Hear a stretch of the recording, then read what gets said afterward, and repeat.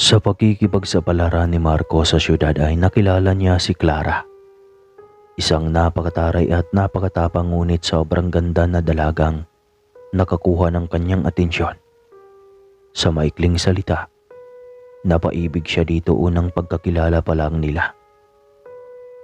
Gusto na niyang itigil ang kanyang masamang gawain para dito. Ngunit natatakot siyang baka mabigo lang din at muli ay magiging lugmok na naman siya. Ang dahilan ng kanyang paglisa ng kanilang probinsya ay dahil sa panghihikayat ng kanyang mga magulang. Halos araw-araw na kasi niyang nilulunod ang sarili sa alak. Simula noong iwanan siya ng kanyang nobya at sumama sa kapitbahay nilang mapera. Kaya siya pumayag sa gusto ng mga magulang na pumunta sa lungsod ay dahil sa may itim na balak. Iyon ay ang magpapayaman sa pamamagitan ng pang-hold up. At tagumpay niyang nagawa iyon. May naitago na siyang isang alporas na puno ng perang papel. Balak na niyang hanapin ang dating nobya upang bawiin ito sa walang hiyang kapitbahay nila. Ngunit sa hindi sinasadyang pagkakataon, nakilala niya si Clara. Taas ang kamay. Sige, lilipad ang bungo mo oras na papalagka at sisigaw. Ba't naman ako sisigaw, kuya? At saka naiintindihan ko naman kung bakit mo nagawa ang bagay na ito. Kasi wala kang pera.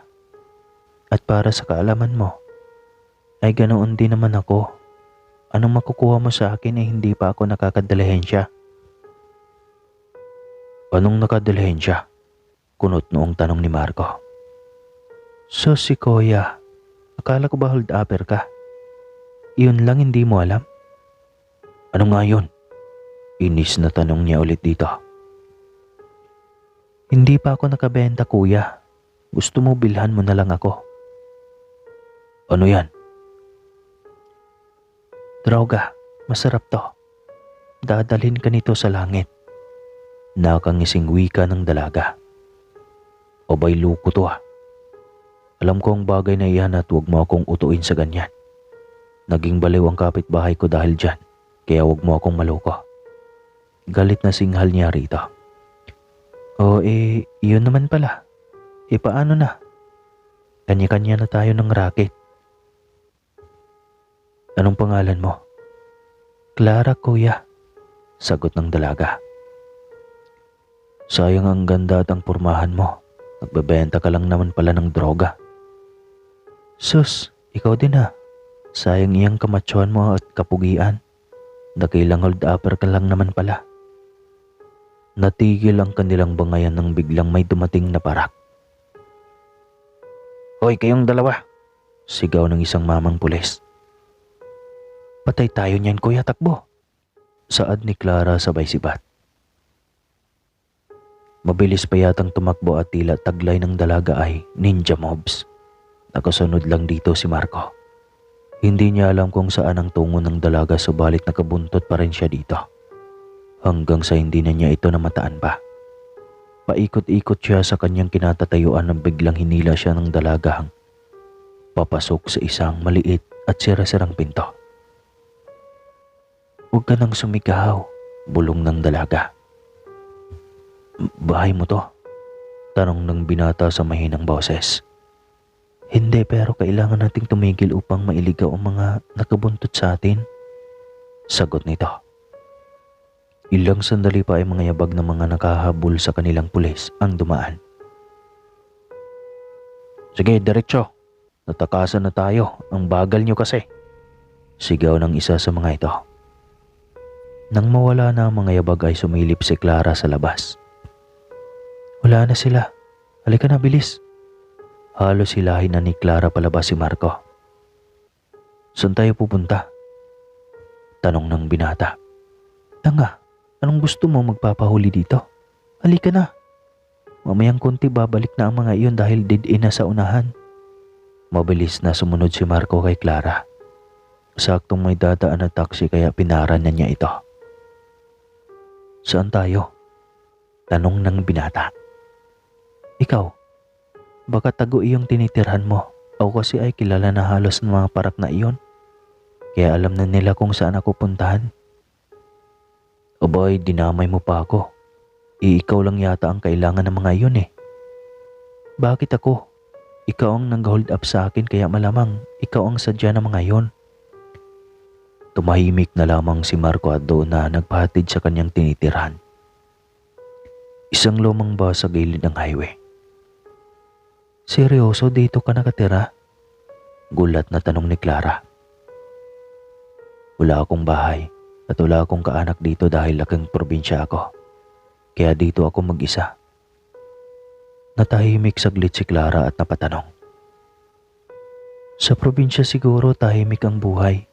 Alam mo, gusto ko nang magbagong buhay. Gusto kong lisanin ang syudad at pumunta sa lugar kung saan tahimik at malayo sa masamang kapaligiran at impluensya na kagaya nito. Kung gusto mo, sumama ka sa akin sa probinsya. Balak ko na rin kasing magpakalayo-layo at manahimik at sa probinsya nila lolo. Suwak ang lugar na iyon para mabuhay ng tahimik. Talaga? Isasama mo ako? Mahimig kasabikang tanong ni Clara. Basta may kondisyon, saad ni Marco. Mayroon pa? Kung makayanan. Kung makayanan, bakit hindi? Ano ba yon? Sasama ka sa akin at mamumuhay tayo bilang mag-asawa. Napatawa si Clara habang nakatitig sa binata. Astig to. Walang ligawan. Walang nobyo-nobya. Diretsahan na. Abay baka magsisi ka. Hindi mangyayari yon. Kasi kapag nangyaring iwanan mo ako at sumama ka sa ibang lalaki, hindi na masakit kagaya ng ginawa ng aking nobya. Buwalong taon ko siyang sinamba, inalagaan, ibinigay lahat ng luho at sa huli sasama lang pala sa ibang lalaki. Kaya kung may ibabahay akong babae ngayon, iyong hindi na ako masasaktan kapag iiwanan ako. Natahimik si Clara sa sinabi ng binata. Hindi niya akalaing may pinagdadaanan itong ganoon kasaklap sa larangan ng pag-ibig. Sakla pala. O sige, hindi naman ako lugi sa iyo kasi gwapo ka, macho, at mukhang mabait din naman. Mabait talaga ako at kaya kong patunayan yan sa iyo. Bit-bit ang alporas na naglalaman ng maraming pera, ay maaga silang bumiyahe patungong probinsya. Doon nila sisimulan ang bagong buhay na pangarap nila. Sobrang tuwa ng lolo ni Marco nang makita siya na lalo nang sabihin nitong may asawa na siya. Nako, kung ganoon ay magkakaroon na ako ng apo sa tuhod nito. Masisilayan din namin sa wakas ang pangarap naming apo sa tuhod. Mangyak-ngyak na wika ng kanyang lola. Depende pa naman po yan, lola. Kung bibigay, hindi maganda. Kung hindi ay, syempre wala tayong magagawa pa. Nako, huwag lang kayong titigil tsaka susubok. Sayang ang ganda nitong asawa mo kung hindi kayo makakabuo. Bagay talaga kayong dalawa, apo. Sa bahay sila ng mga matatanda pinatira, habang ang dalawang matandang mag-asawa ay piniling sa kanilang kubo na titira.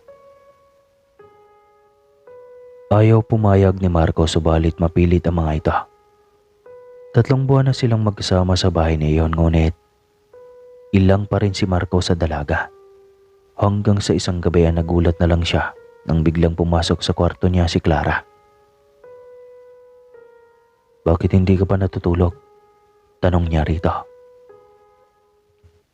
Dahil magulo ang isip ko. Ano ba, Marco? Akala ko ba mamumuhay tayo ng mag-asawa dito? Bakit magkaiba tayo ng kwarto? Ayaw mo na ba? Bakit hindi maganda ang katawan ko? Hindi ba ako kaakit-akit? Sabay hubad ng kanyang mga saplot. Sa gulat ni Marco ay hindi siya nakagalaw maliban lang sa kanyang Adam's apple na nagtataas baba. Nang lapitan siya ng dalaga ay tila isang agresibong nilalang na hayok sa laman. Sa maikling salita, ginawa nila ang gawain ng mag-asawa at ang minsang madalas ay naging paulit-ulit Walang pinipiling oras. Kung kailan nila gustong gawin ay gagawin nila iyon. Hanggang sa dumating sa punto na nagbunga na ito dahil sa sobrang kasarapan. Naks na all. Buntis ako, Marco.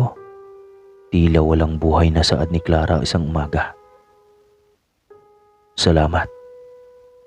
Iyon lang yun, Marco. Salamat lang.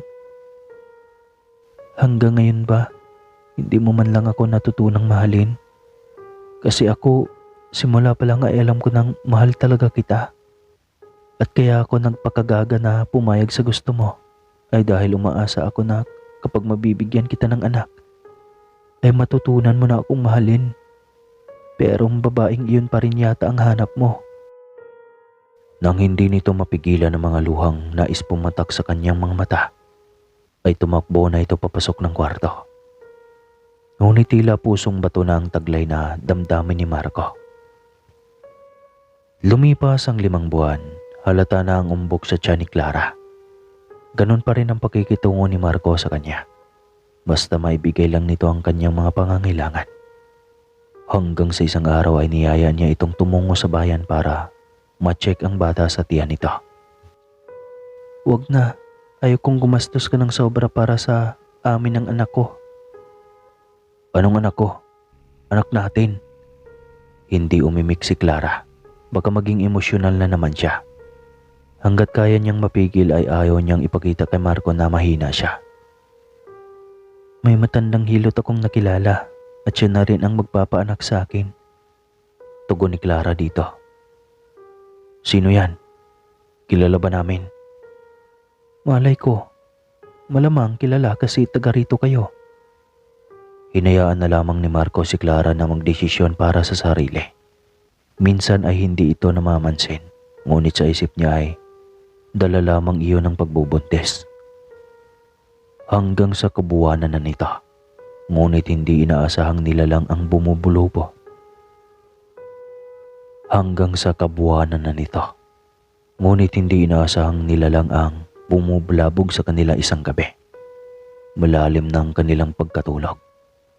Mas lalong nawala ang antok ni Marco nang marinig ang hiyaw ng tila sobrang nasasaktan na si Clara. Marco, tulong! Ang sakit ang tiyan ko. Kinapa kaagad niya ang kanyang flashlight sa kanyang uluhan. Patuloy lang ang nilalang sa bubong sa mabangis nitong huni. Marco, kunin mo ang buntot pagi sa lumang kaban ko. Dinig niyang sigaw ng kanyang lolo. Alam niya iyon dahil minsan na niyang nakita ang sinaunang buntot pagi ng lolo niya na nakatago sa baol. Mabilis niya itong kinuha at hinagi sa kanyang lolo mula sa bintana. Kunin mo ang langis na nasa altar. Ipunas mo sa tiyan ni Clara. Utos pa rin ito. Mabilis ulit niyang sinunod iyon. Mula sa loob ay malinaw niyang narinig ang lolo takyo niya na may kung anong inuusal. At maging ang pagbagsak ng kung anong nilalang sa kanilang bakuran. Habang pinupunasan si Clara sa tiyan nito ng langis ay nakikita niyang unti-unti itong narelax at nakatulog. Pinunasan niya ang mga pawis nito at maingat na pinalitan ng malinis at tuyong saya dahil basang-basa ang dibdib at likod nito. Tsaka lang siya lumabas sa kwarto nito at bumaba ng silong. Doon bumungad sa kanya ang iginapos ng kanyang lolo na isang sobrang pangit na nilalang. Mukha itong paniki ngunit mas malaki pa sa tao at base sa hubog ng katawan nito ay isang babae itong matanda na at ang buhok nito ay kulot at iilan na lang yata. Paano mo nagawa iyon, lolo? Napakalakas ng aswang para maghapos mo. Orasyon lang yan, apo. Alam mo naman na matagal na akong may karunungan na ganito, hindi ba? Akala ko kasi para sa panggagamot lang ang kaalaman mo na yon. Hindi, sakop na lahat, apo. At ang aswang na ito, malalaman natin kung sino ito bukas. Oras na lumabas na si Haring Araw. Halos hindi na rin natulog si Marco sa paghihintay ng umaga. Malaman lang kung sino ang aswang na may balak na masama sa pinagbubuntis ni Clara.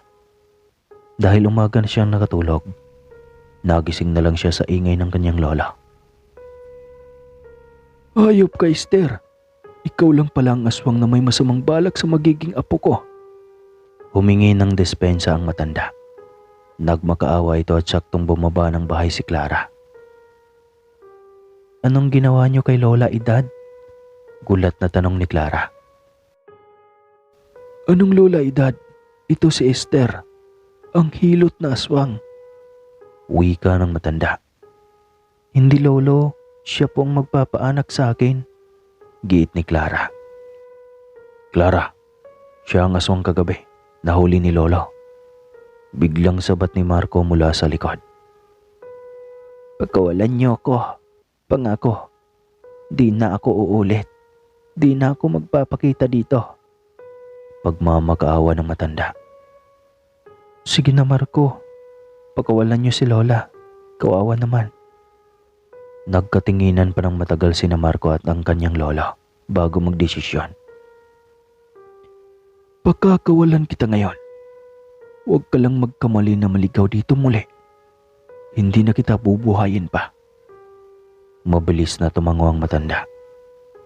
Nang makalasan ito, mabilis pa ito na humakbang palayo. At saktong paliko na ito nang mawala sa kanilang paningin. Kita niyo, may ganoon bang matanda na sobrang lakas humakbang? Tapos bigla na lang mawawala sa ating paningin. Walang reaksyon si Clara. Bigla pang natahimik at binasag lamang iyon ni Lolo Tacquiao. Dalhin mo na sa paanakang bayan si Clara ngayon, Marco. Mahirap na at baka maalanganin tayo.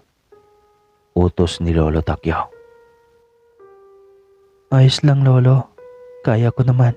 Kaya dito lang ako manganganak. Naku, huwag tayong maging kampante, nene. Sige na. Sundin niyo na ang utos ko. Walang magawa si Clara kundi ang sundin ang matanda. Kinagabihan nga ay nanganak ito ng isang malusog na batang lalaki. Sobrang tuwa ni Marco nang makita ang kanyang anak. Walang pagkakahalintulad at kitang-kita iyon ni Clara. Nasasaktan lang siyang isipin na tila paanakan lang siya sa lalaki. At hindi man lang siya makareklamo. Salamat, Clara. Kapag makalabas na tayo dito, aasikasuhin ko na ang ating kasal. Huwag na, Marco. Ayos lang sa akin kahit wala. Hindi pwede yon, reklamo ni Marco. Para saan ang kasal kung hindi mo naman ako kayang mahalin, di ba? Tanong ni Clara. Sino nagsabi? Kaya ako magpapakasal ay dahil mahal kita. Hindi man ako naging bukal sa'yo. Pero sinisiguro ka naman na ikaw talaga ang nilalaman ng puso ko. Ayoko lang na aminin sa'yo at baka matulad lang din sa dati. Pero nakalimutan ko na lahat ng iyon. Ikaw talagang para sa akin at mahal na mahal ko. Walang ibang hahadlang sa pagpapakasal natin, Clara.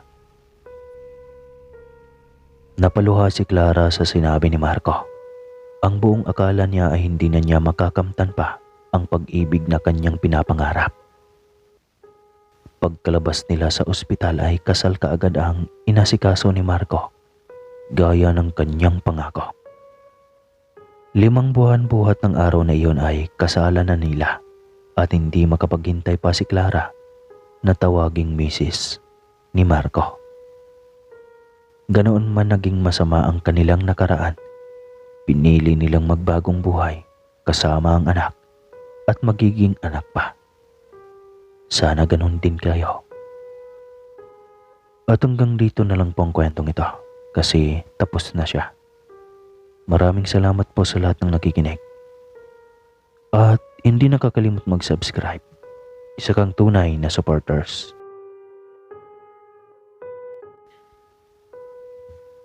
Limang taon na si Ami. Ayon sa kanyang inaanahang si Aling Karya. Nang matagpuan sa isang munting bahay, iyak ito ng iyak dahil sa sobrang gutom. Sa tabi nito ay may 1 galon na tubig at baso. Sakaling gutumin malamang ito ay may maiinom para depensa sa gutom. Sa labis ng pagkahabag ay nagdesisyon si Aling Karya Naalagaan na ang bata. Dinala niya ito sa kanyang kubo na nasa gitna ng gubat. Pinakain na at inalagaan si Ami hanggang sa magkaroon na ito ng malay at pag-iisip. Hindi na naalala ng bata ang kanyang pinagmulan.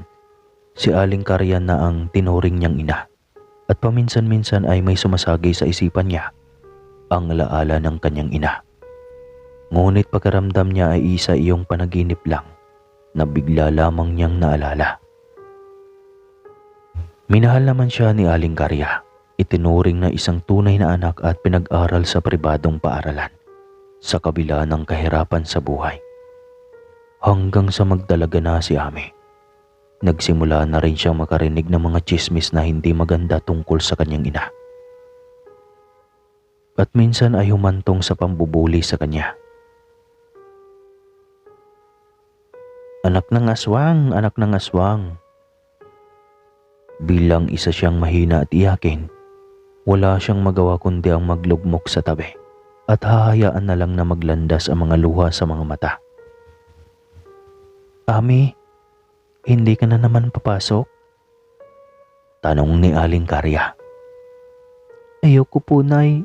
Titigil na lang ako sa pag-aaral. Naku, bakit ka ba nagkakaganyang bata ka?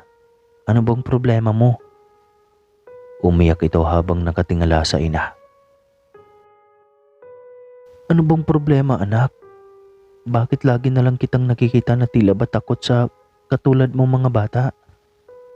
May nakakatakot ba sa kanila? Nay, aswang ka daw po, sabi nila. Lagi silang lumalayo sa akin dahil nakakadiri daw ako at nakakatakot. Hindi nakasagot ang Ali sa naging sumbat ng bata. Kahit naman aswang siya ay hindi niya ginawang mamerwisyo, lalo na ng mga kanayon at kabaryo nila. Anak, huwag mo na lang sanang pansinin ang mga iyan. Ang mahalaga ay hindi tayo gumawa ng masama sa kanila. Sadyang naglipa na lang ang mga maraming bully na kabataan sa paligid. Kinulang kasi sila sa atensyon ng kanilang mga magulang, kaya sila ganyan. Huwag mo na lang pansinin, anak. Pwede ba? Tumangulang ang bata habang nakasimangot. Nagpupuyo sa galit ang dibdib ni Aling Karya. Ayos lang yata na siya ang masaktan, ngunit kay Ami na itinuring niyang tunay na anak, tila siya itong nasasaktan.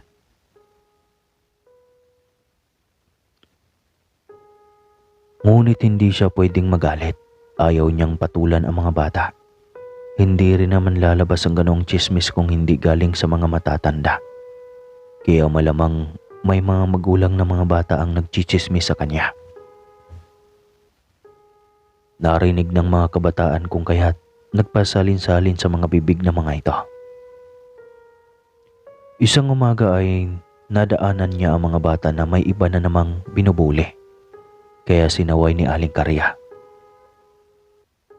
Kayo ha, ang babata niyo pa ngunit napakalakas ninyong mambuli. Iyan lang bang natutunan ninyo sa paaralan? Natakot sa kanya mga bata kaya kanya-kanya itong uwi. At tanghali na nang biglang may isang ina na sumugod kay Aling Karya. Lumabas ka dyan, Karya. Alam ko na ikaw yung may gawa kung bakit sumakit ang tiyan ng anak ko at nagsusuka. Anong ginawa mo sa kanya? Napatigil sa pagkain ng mag-ina para silipin ang nag-iiskandalong babae. Nay, anong nangyari? Tanong ni Ami. Hindi ko rin alam. Huwag kang lalabas ha. Ako na ang bahalang haharap. Nay, parang galit po. Baka aawayin ka rin. Huwag mo nang alalahanin ang nanay, Ami. Alam mo namang matapang ang nanay Karya, hindi ba? Akong bahala. Kaagad siyang lumabas at hinarap ang babaeng nagsisigaw sa kanyang bakuran. Anong atin? Tanong ni Aling Karya. Magtatanong ka pa talaga na impacta ka. Pagalingin mo ang aking anak. Dahil kung hindi, ipapakulong kita. Nagpapatawa ka ba? Paano mo ako ipapakulong? Anong nagawa kong kasalanan? Tanong niya nang nakatawa. Ang lakas pa ng loob mo para tanungin ako pabalik. Dahil malinis ang konsyensya ko at wala akong atraso sa inyo para mambintang kayo sa akin ng kung ano. Galit na singhal ni Aling Karya dito. Ikaw lang ang huling kausap ng anak ko, sabi niya. Sinaway mo siya at pag-uwi niya, bigla na lang sinakitan ng tiyan. Hoy Lourdes, isipin mo muna kung ano ang pinapakain mo sa anak mo bago ka mambintang na mabibigat sa iba. Pwede kitang balikan sa mga tabas ng bibig mo. Abay, bakit? Totoo naman talaga na aswang ka. Ayaw mo pang aminin ilang beses ka bang nahuli noon ni Lolo? Dalaga ka pa lang noon ay aswang ka na talaga. Ano, itatanggi mo pa? Pwede mo naman na ipaamin sa akin yan kapag may nakita kang tao na pasan-pasan ko para gawing pagkain. Ngunit kung wala naman, abay, kay kapitan na tayo magharap-harap. Wala akong ginagawang masama sa inyo para ganituhin niyo ako. Isinara ni Aling Karya ang pinto at nang makaalis na ang mag-ina, ay nagpaalam siya kay Ami na pumuntang barangay hall. Binili niya dito na huwag lumabas ng bahay kahit anong mangyari. Doon ay nireklamo niya ang tahasang pang-aakusa ng kapitbahay sa kanya. Nais niya itong magbayad ng danyo sa paninirang puri nito sa kanya. Alam niya sa sarili niya na aswang siya, ngunit hindi siya maabusong aswang at hindi siya namimirwisyo sa kanyang mga kapitbahay at mga katauhan. Mapapadaan siya sa bubungan ng mga ito, ngunit hindi kailanman niya ginawang tumambay at mamirwisyo sa mga ito dahil sapat na sa kanya ang makasipsip ng sariwang dugo ng mga ligaw na hayop kung saan man siya makakahuli. Huwag mo nang alalahanin ang mga nakapaligid sa atin, Ami. Siguro naman ay madadala na sila ngayong isa sa kanila ang nakapagbayad na ng danyo sa paninirang puri nila sa akin. Wika ni Aling Karya sa anak matapos ang paghatol. Pinagbayad si Aling Lourdes ng 50,000 dahil sa tahasan nitong pang-aakusa kay Aling Karya na isa itong aswang. Makalipas ang ilan pang taon, dalaga na si Ami at hindi pa rin ito maalala ang kanyang katauhan. Na hindi niya inang tunay si Aling Karya at hindi niya inasahanang masaksihan niya isang gabi. Inakala marahil ni Aling Karya na tulog na si Ami, kaya kampante lang siya na nagpahid ng langis sa kanyang buong katawan. Hindi niya alam na nakamasid at nagtaka si Ami sa kanyang ginagawa. Hanggang sa napatakip ng bibig si Ami, kasabay ng pamimilog ng kanyang mga mata. Hindi niya akalaing sa gabing iyon ay may madiscover siyang isang nakakagulat na bagay sa kanyang ina. Kitang-kita niya kung paano tinubuan ng pakpak ang likod ng ina. Tila siya itong nasasaktan habang nakikinig sa daing ng ina. Tanging sikat ang buwan ang nagbibigay ng kaunting aninag, ngunit dahil matagal na siyang nakamulat sa dilim, ay maliwanag niyang nakikita lahat. Hindi na nga lang ang mukha nito dahil nakatalikod. Hindi niya nasilayan kung paano ito tinubuan ng pangil. Mahahabang kuko at kumulubot ang mga balat na tila ba ay bigla na lang itong tumanda. Walang pag-alinlangan na lumundag si Aling Karya sa kanilang bintana. Mabangis ang huni nito palayo sa kanilang bahay. Mahabang sandali rin na tila hindi nakagalaw si Ami dahil sa pagkabigla. Todo tanggi at nagpabayad pa ng danyo sa kanilang kapitbahay. Gayong totoo naman pala talaga ang tsismis na aswang ang kanyang ina.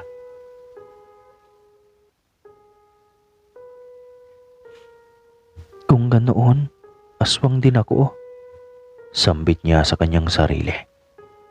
Mabigat ang kanyang loob habang iniisip ang bagay na iyon. Tila hindi niya tanggap na magiging isang aswang siya. Pero madalas ang alam niya kapag gumahantong sa 18 ang edad, ay nagiging ganap na aswang ang mga anak nito. Halos hindi na siya nakatulog sa kakaisip sa bagay na iyon. Hindi niya tanggap na maging isang aswang siya pagdating ng araw. Ngunit anong magagawa niya? Ito pala ang lahi niya. Nakatulog din siya sa wakas sa kabila ng malalim na pag-iisip at mabigat na kalooban. Nagising na lamang siya sa mabangong hinaing pagkain ng kanyang ina. Pagkabangon niya ay diretso na siyang pumasok sa kusina. Naabutan nga niya ang nanay Karyan niya na naghahain ng adobong karne sa mesa. "O anak, gising ka na pala. Halika na at saktong mainit pa ang mga pagkain." "Saan galing ang mga karneng iyan?" "Karne ng tao iyan, hindi ba? Tagal mo na ba akong napakain ng karne ng tao, Nay?" Natigilan si Aling Karya sa sinabi ng anak. "Ami," tanging sambit ng ina. "Huwag ka nang magsinungaling, Nay. Alam ko ng aswang ka. Kitang-kita ko ang pagbabagong anyo mo kagabi." Hindi nakaimik si Aling Karya sa sumbat ng dalagitang si Ami. Hindi niya akalaing mabibisto siya ng anak-anakan nang wala siyang kaalam-alam. "Sabihin mo, Nay, pagkapatong ko ng 18, magiging aswang na ba ako?" tanong ni Ami. Unti-unti nang naglandasan ang mga luha nito sa mata. Hindi na rin mapigilan ni Aling Karya na huwag maiyak.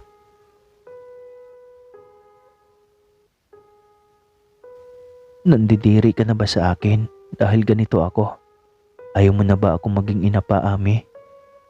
Nakaramdam ng awa si Ami sa kanyang ina. Simula pagkabata ay wala siyang naalalang ginawa nito, kundi ang magiging mabuti at maalagang ina. Kahit kurot ay hindi niya naalalang nagawa nito sa kanya. Hindi rin niya naalalang napagalitan siya nito ng sobra. Maliban lang sa pinagsasabihan siya nito kapag may nagawa siyang pagkakamali. "Nay, hindi ganoon. Natatakot lang ako na maging aswang dahil alam kong manganganib ang buhay natin sa mga tao. Ngayon pa nga lang, wala nang gustong kaibiganin ako dahil sa isyong aswang na buong akala ko noon ay gawa-gawa lang nila. Yun pala ay totoo naman. Aswang ka. Aswang din ako malamang. Nay, ayaw ko sana. Natatakot ako." Mahabang litanya ni Ami.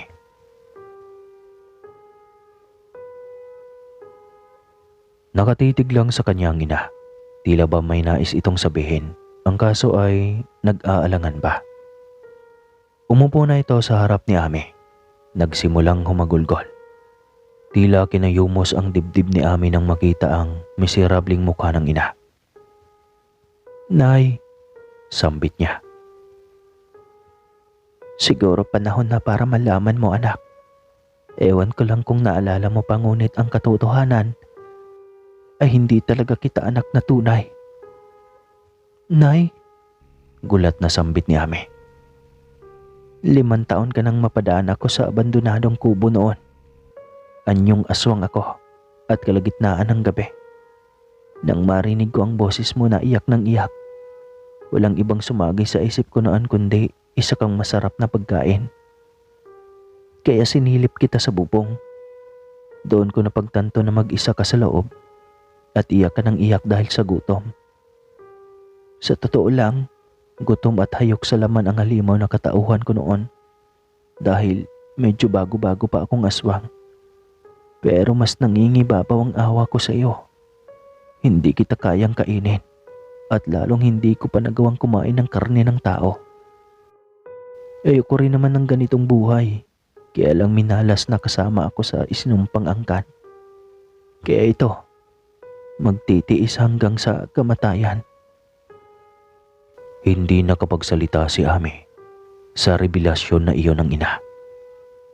Tila napaka-imposibleng bagay na napakahirap paniwalaan.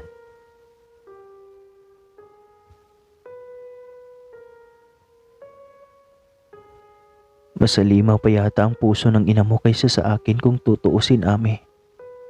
Kasi sinong matinong ina ang iiwanan ng anak mag-isa sa bahay para sumama sa lalaki? Nagtanong-tanong ako kinabukasan noon kung bumalik ba ang ina mo, kung may balak ba itong kunin ka. Ngunit wala. Hindi na nagparamdam. Kaya nilisan ko ang lugar na iyon kasama ka at bumalik sa tunay kong lugar. Wala akong pakialam kahit kilala na akong aswang.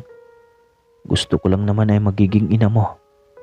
Magiging mabuting ina mo at nagawa ko naman, hindi ba? Ha, Ami? Mas lalong napaluha ang dalaga. Hindi niya inasahan na sa araw na iyon ay malalaman niyang sa ilang taon na sakripisyo nito para sa kanya ay hindi naman pala niya ito totoong ina.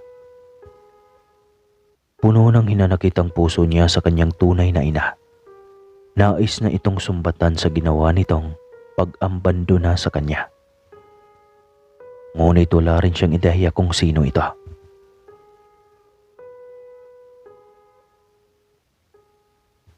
At sa nalamang iyon, tila wala rin siyang gana na hanapin ang totoong ina. Tila nagsisisi pa siya na malaman na hindi pala siya tunay na anak ng nanay Karya niya. Ayos lang kung iiwanan mo na ako. Karapatan mo rin naman na hanapin ang totoo mong magulang, Ami. Hindi, ikaw lang ang aking ina. Wala nang iba pa. Hindi ko matanggap na may iba pa akong ina. Nanay, ayaw ko. Isa akong aswang, Ami. Hindi ako normal na tao lang. At kahit minsan hindi ko naman talaga pinangarap magkaroon ng karelasyon dahil ayaw kong magkaanak. Kasi ayaw ko na dadaloy sa anak ko ang sumpa ng aming angkan. Berhin ako at walang karanasan, Ami. Kaya hindi kita anak. Wala akong anak. Napulot lang kita, Ami. Gayon pa man, walang katumbas ang pagmamahal ko sa iyo bilang ina. Saan naramdam mo iyon? Napayakap si Ami ng mahigpit sa ina-inahan. Siyempre ramdam niya iyon. Malinaw na naglalaro sa kanyang alaala ang mga kabutihan sa kanyang nanay Karya niya. Nanay, mahal na mahal po kita. Ikaw lang ang naging ina ko at wala nang iba pa. Pakiusap, nanay, huwag mo kong iwanan. Napaiyak si Aling Karya sa inasta ng anak-anakan. Ramdam niya na minahal din siya nito na parang tunay na ina.